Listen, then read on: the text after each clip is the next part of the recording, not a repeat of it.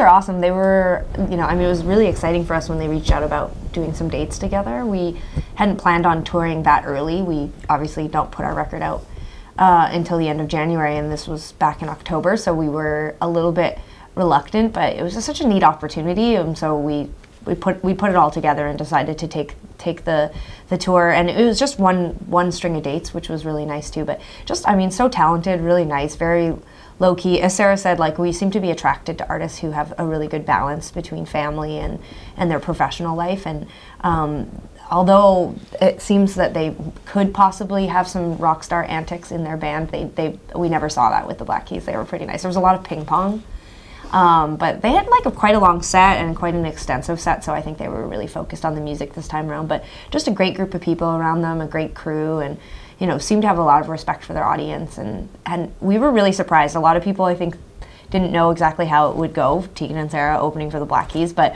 it was actually one of my favorite audiences that we've played for. I remember the first night we went on in Fresno, right before we went on, Patrick was like, okay, you guys, it's Fresno, it's an important show. And I was like, ha, you know, like he's making fun of us and Fresno and himself. And then we went out there and it was like, you know, it was like 7,000 screaming. Like as soon as we walked on stage, everybody was singing along and screaming. And I was like, Fresno, I'm with you for life.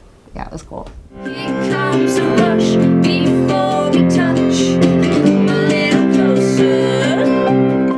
You know, the piece of advice that we give everyone who comes up and asks for advice is that ultimately you should be making music for yourself. You know, it's not that I don't think everyone should go after a career or try to get signed or get a fan base, but first and foremost, if you're making music for yourself, then you know you will determine how hard of, you know, or how big of a writer or how accomplished you really want to become. Sarah and I, we just truly love making music for each other. Like that's how we started, and we, you know, recorded multiple demos. You know, at that point it was just cassette tapes, but like we probably wrote 50 songs before we even got out of high school. We, you know, got studio time and made cassettes and t-shirts and entered contests, and like we were very motivated. And I think that, you know, no matter what advice that we give to people, it really just comes down to if you really are making music because you love it and you're really passionate about your craft and your, you know, and the songs that you're writing and your performance and all that, the rest will come naturally. I mean, good music, I don't think it can be stifled. I don't think you can stop good music from spreading.